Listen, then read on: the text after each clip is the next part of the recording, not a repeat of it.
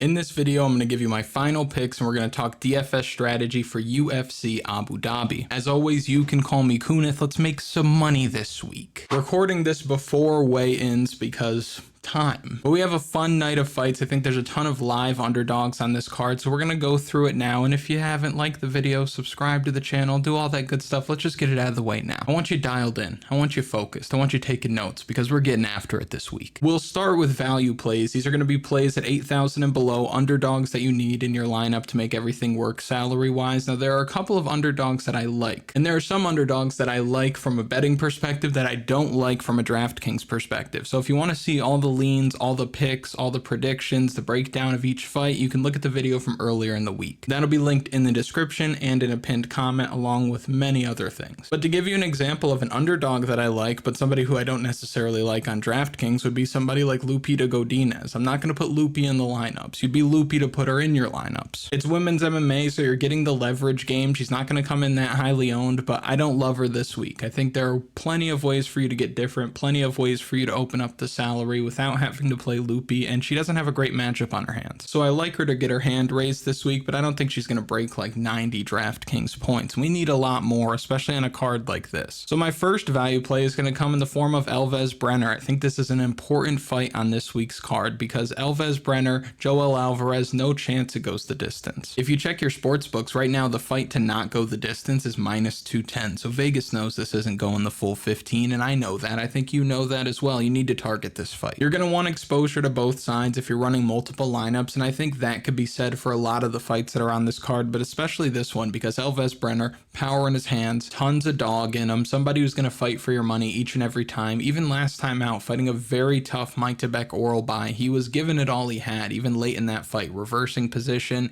getting takedowns of his own, landing strikes, eating a lot of strikes. And against somebody like Joel Alvarez, who's going to come in there compromised, making 155 pounds is not easy for this dude who stands at 6'3". He's got some of the worst takedown defense you've ever seen, and largely a lot of that is because he's willing to be taken down because of the faith that he has in his jiu-jitsu. But I don't think Elves Brener, never been submitted, and also he's training with some of the best grapplers in the world, I don't think he gets submitted here. I think Joel Alvarez has a 5-minute window to find a submission here. If he doesn't get it, Elves Brener is taking him behind the woodshed. Elves Brenner's going to beat him like he stole something, and even when we've seen him come back and win fights in the third round, like against Guram Kutateladze, broke the slate at 6,800, scoring 102 Draftkings points at low ownership. So don't sleep on Elves Brener as one of the value plays of the week, somebody you're going to want a lot of exposure to. Another guy you're going to want a lot of exposure to this week, in my opinion, is Vera. Cheeto's reached pseudo superstar status. He's a fan favorite, and I think at this point you're going to get performances like you've seen in the last handful of fights where he's not going to look great, then he's going to look fantastic, then he's not going to look great, then he's going to look fantastic. Against Frankie Edgar, you can argue he didn't look great until he did. And then against Rob Font, you can argue that he looked great the whole time. Although people say Rob Font was kicking his ass, he was landing way more strikes, whatever.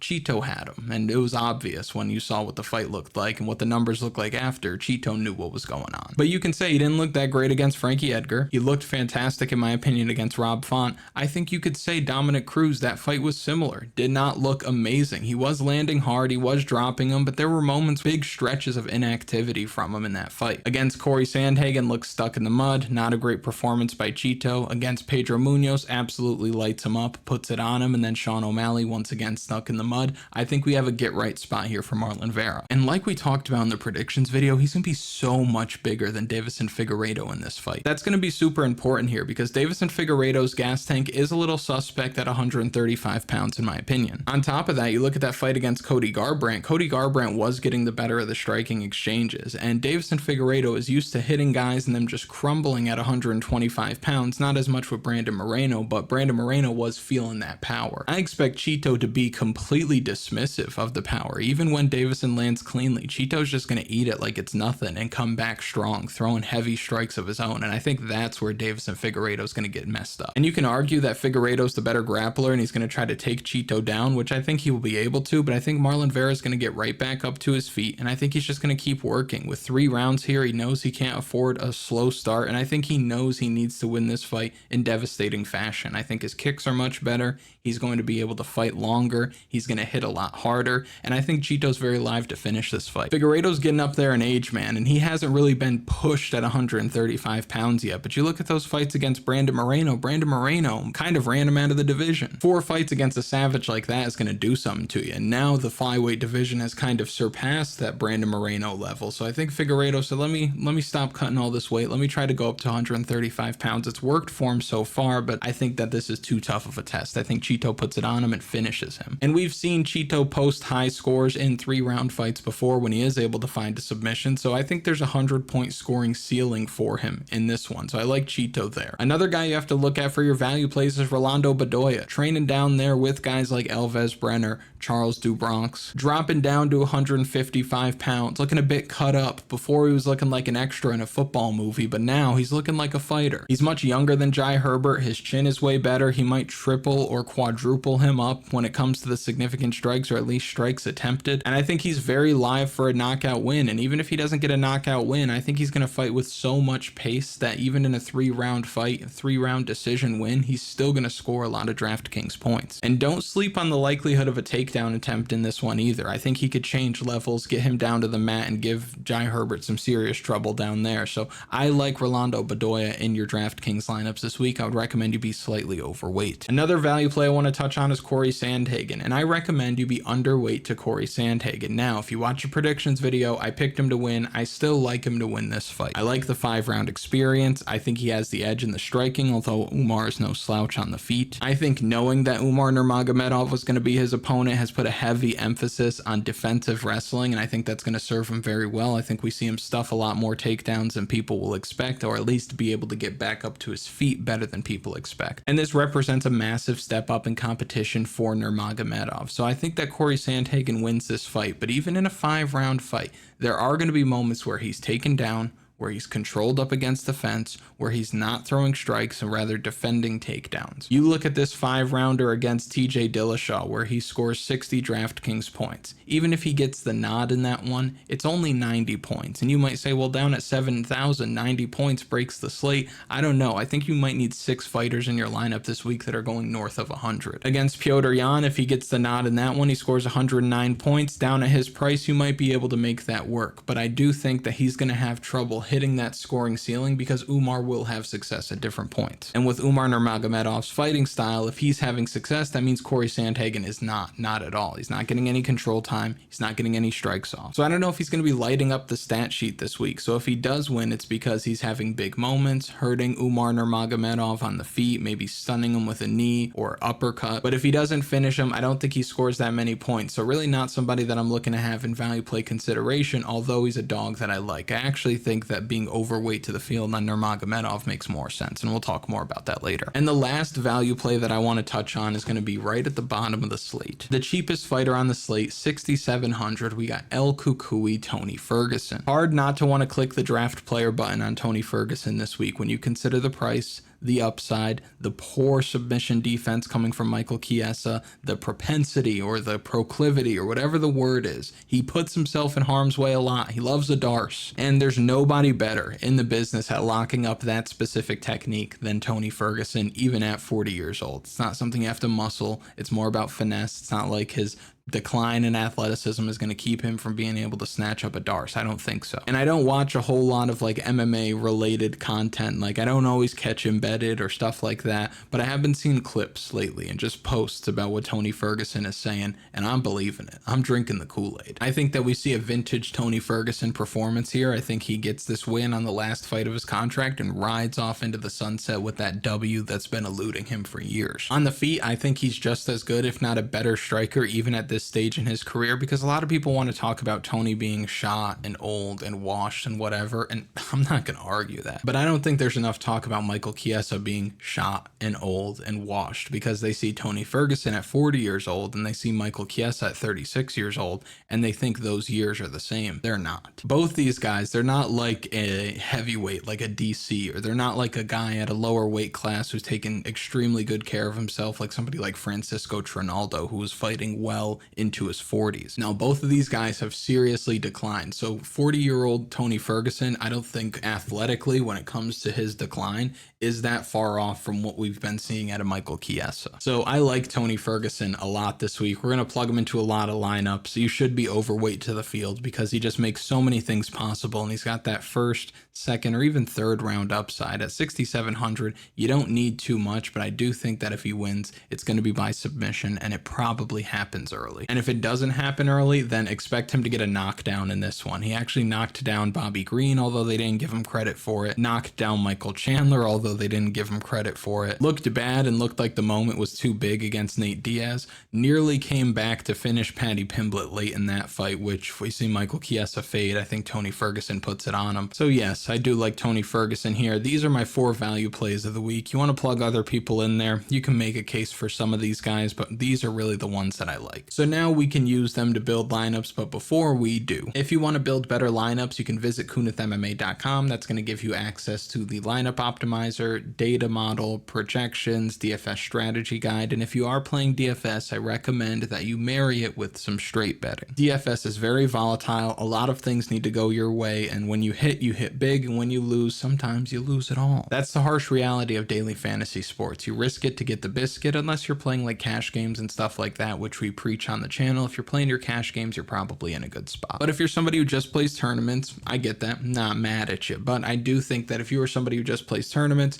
you should be offsetting some of what you're putting into DFS into a sports book. And if you want the official betting article, that's also on kunithmma.com. That's been smacking for the last couple of weeks, so I know that you guys on the site are eating and eating good. Very, very happy with the way that things have been going from a betting perspective the last couple of weeks. And again, that can all be had on kunithmma.com. Best way to support the channel. That'll be linked in the description and in a pinned comment. Now we can build some lineups. We'll start with cash game lineups. So these are going to be for your 50-50s, head-to-heads, double-ups, things like that. I do believe we have a very stackable main event on our hands this week. I think this is a fight that could easily end up going the distance. So plug in Umar, plug in Sandman, and move on. Now we're going to come down here. We're going to grab an underdog that doesn't get finished. I think the underdog that makes the most sense this week would be Tony Ferguson at 6,700. Last week, our punt play was Daniel Pineda. We talked about that in the video. That was also the punt play that was on the official DFS strategy guide on kunithmma.com, and he did exactly what you needed a punt play to do. For those of you that don't know what I'm talking about, your punt play is going to be your cheap player. So you're going to do your best to try to open up as much salary to afford some of these more expensive pieces because the chances of them winning are a lot higher. But the art of the punt plays, you want to get somebody who probably doesn't get finished, somebody who can score you a decent amount of points even in a loss compared to some of the other cheaper options down here. And I think that Tony Ferguson represents all of those things. So perfect punt play in my opinion, Tony Ferguson at 6,700. And now with over 9,000 left per fighter, you can come here to somebody like Murzakanov, who has a good matchup against Alonzo Menifield. Kutateladze is getting a guy on short notice making his UFC debut. That's always nice. And then with 9,600, you could afford literally anybody. You want to go with Kaue Fernandez, go for it. I'm fine with it. I don't think you can really mess it up this week when it comes to your cash games unless you're trying to get too cute or unless you have some really bad luck in the main event where one of these guys wins in the first or second round. But I think if you go with Umar and Cory, the stack, and then you punt with Tony Ferguson, you can figure out the rest. But now we'll blow that up and we'll start building tournament lineups. So again, I mentioned that I wanted to talk about Umar a little bit this week. I prefer the Sandhagen side for the reasons I mentioned, but I do recommend being overweight to the field with Umar Nurmagomedov. I talk about this week in and week out. DFS is not about playing the guys that you like. Sometimes you have to play fighters who you don't like or fighters that you don't think are going to win because they have access to a high scoring ceiling. Umar Nurmagomedov hasn't gone 5 rounds yet, but is averaging 111 Draftkings points. It doesn't get much better than that. Nobody's been able to stop his takedown. Control time numbers are absurd. He's getting submissions, he's finishing these fights, and even in decisions, 105, 118. He's always been a very highly priced fighter, so not always being worth it. And 9,600, 105 doesn't cut it for you, and 9,500, 105 probably doesn't cut it for you when it comes to your tournaments, but 118 you're getting there, 114 you're getting there, 112 you might argue can do it for you. So Umar Nurmagomedov, somebody you definitely want to have some access to in your lineups. I think Shamil Gaziev is somebody who's really interesting as well. We saw him blow the doors off of Martin Buday in his UFC debut. I think he wins however he wants this week. I think that he can put hands all over Don'Tale Mayes and get get him out of there in the first round. I also think he could lean on his grappling and find a submission. So if he gets it done early, fantastic. 79.25 left over per fighter. Let's plug in some of our value plays. I'll plug in Bedoya. I'll plug in Brener. 8,100 left over per fighter. At this point, if I did plug in Tony Ferguson, this does what I'm talking about before, where you just have access to so much, which is why I think Tony Ferguson's going to be a pretty popular dog on DraftKings this week. Shara Magomedov is interesting. This guy has not shot a takedown in the UFC yet, or at least hasn't secured one, and he still scores 97, 94, and he's against the guys pretty much round one or bust. So he's either going to pick up a first round finish, or he's going to break Lord Michal down and knock him out in the second round and probably score you right around 90 something DraftKings points. Here's just a look. If we blow this up, we can have some other looks. Normally I'm all over women's MMA when it comes to DraftKings, and sometimes it burns me, sometimes it helps me out. But Victoria Dudakova, just want to throw this out there, probably not someone you want to play this week. Sam Hughes is super hard to put away. Dudakova is not some elite talent that's going to go in there and get her out of there early. Dudakova staying far away from. Loopy Godinez is staying far away from as well. I think you're much better off playing Sam Hughes and Mackenzie Dern this week if you wanted to. I don't know how many of you actually run 150 lineups, but if you do, having say like maybe 10% Dern, 10% Sam Hughes, not mad at you. I think that makes sense. Kaue Fernandez is interesting. I think he can go out there at really low ownership because nobody's playing him this week. When you can get Umar Nurmagomedov, Gaziev, a lot of people are going to be playing Shara Bullet. I think that he is somebody that gets kind of lost. I don't think a lot of people are going to play Michael Chiesa, although he's not the worst play in the world. You see these takedown numbers that he's gotten in the past, 4, 6, 5, 4. We saw Paddy Pimblett throwing Tony Ferguson all over the place. So I think that somebody like Michael Chiesa will kind of go under the radar. But let's say you want to plug in Fernandez there. Really just better everywhere in this fight. I don't think Muhammad Yahya is all that good, and I think we're going to see that this week. I don't know how long Muhammad Yahya is for the UFC. But let's say you want to plug in Fernandez. Let's say you want to plug in SD Dumas, who I think is a sneaky play as well. You're going double sneak. You're wearing your sneakers right here.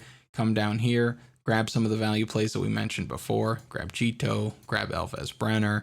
Let's say you even wanted to go all the way, not Tony Ferguson this time. We'll go with Bedoya, 8,500 left over. What can we get? What can we get?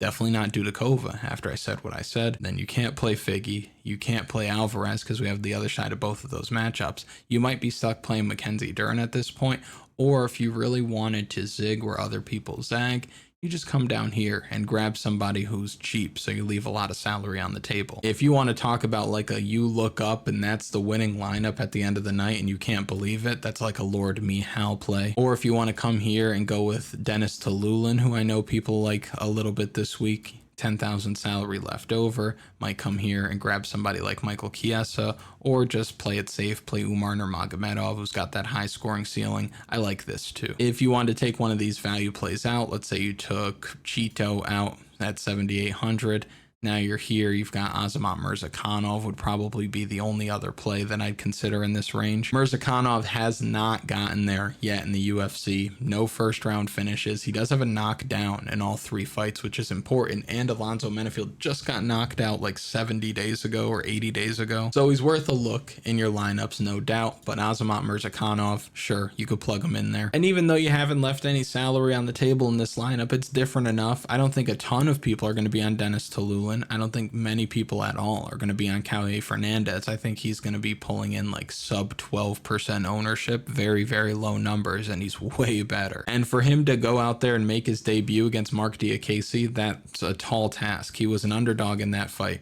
for a reason. But then you look at somebody like Muhammad Yahya, where we come down here, and he was basically even money against Trevor Peek, and I think he lost every round, if I'm not mistaken. The dude's basura, so not going to play him, going to target him. You target the guys who are basura, easy. To give you another look, let's say you wanted to come here. Guram, let me touch on this real quick. Guram Kutateladze, nah. The dude with a face who looks like he's always cutting weight, I'm not really with it because the guy that he's fighting is tough. The guy that he's fighting is going to have his moments as well.